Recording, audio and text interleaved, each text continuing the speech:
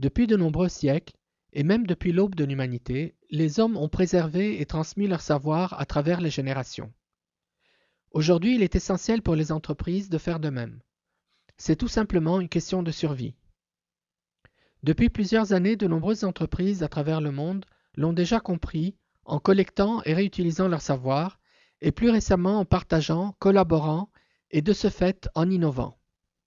Qu'est-ce que l'on entend par gestion des connaissances en termes simples?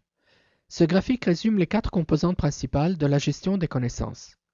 Le contenu ou la recherche d'informations, la collaboration ou le partage d'informations et de connaissances, c'est travailler ensemble pour produire quelque chose. La collaboration s'étend également aux partenaires, aux fournisseurs et aux clients. L'expertise, qui est la recherche de collègues ou d'experts qui ont la connaissance et qui peuvent aider. Et bien sûr l'apprentissage, la formation sur le terrain, qui va de pair avec la gestion des connaissances. On distingue 2 grands types de connaissances, les connaissances explicites et les connaissances tacites. Les connaissances explicites sont celles qui peuvent être clairement articulées, exprimées verbalement ou par écrit, documentées, archivées et codifiées, habituellement à l'aide d'outils informatiques. Elles se présentent sous la forme de livres ou de documents, de rapports, de manuels, de diagrammes, etc. La connaissance tacite est plus difficile à saisir et à appréhender.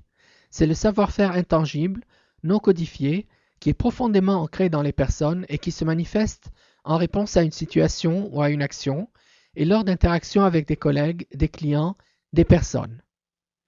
L'interprétation des données sismiques ou le diagnostic d'une maladie sont des exemples de connaissances tacites.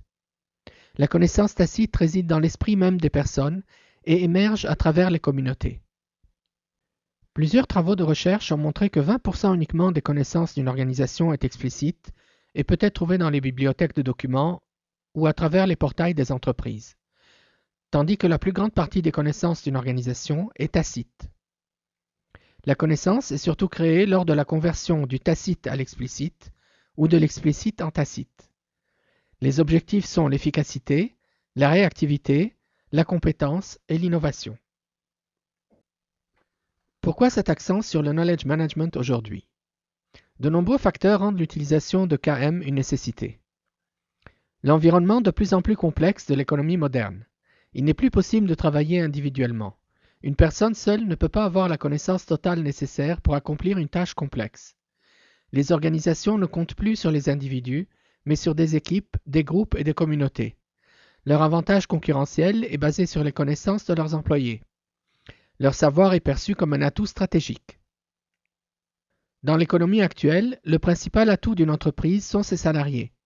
Lorsque des employés quittent une société, soit en changeant d'emploi, soit pour cause de licenciement ou de départ à la retraite, il y a une réduction du capital de la connaissance de l'entreprise.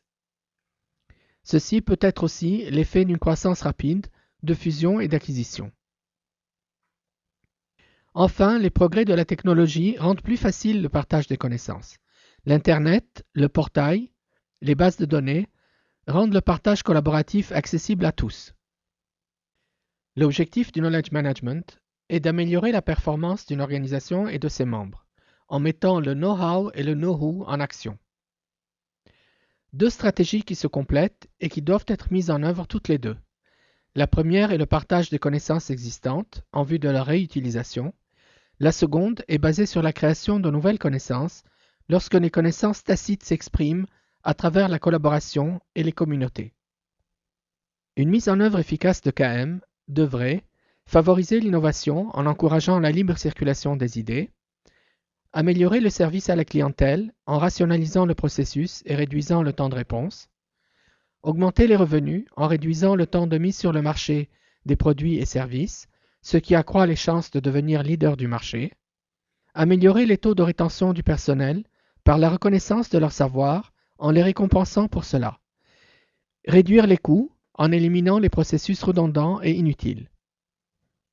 Une approche créative de KM se traduit par une meilleure efficacité, une productivité accrue et au final des bénéfices plus élevés en offrant un accès efficace à l'information, aux experts et aux communautés.